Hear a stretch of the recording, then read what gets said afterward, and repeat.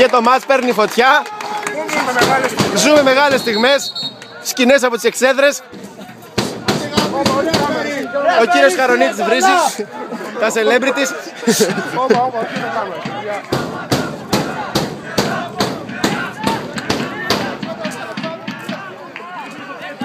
Οι φίλαθλοι του Άρη Γουρνών κερδίζουν τη μάχη της εξέδρας με το τύμπανό τους.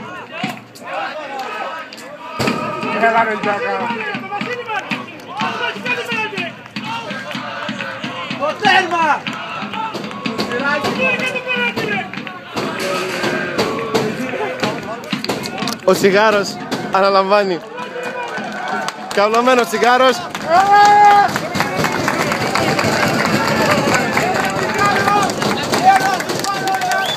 Η χουλιγκάνη. Κώστας Τσιγάρος έτοιμος για την εκτέλεση. Έχει πάρει μικρή φόρα. Λίγα βήματα, είναι έτοιμος.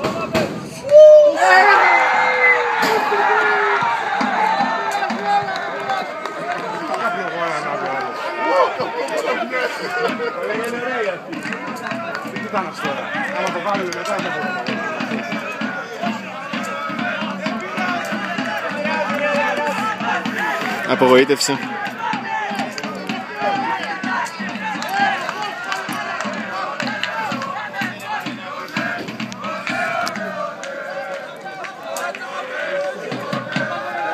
Ξανά στον αγώνα.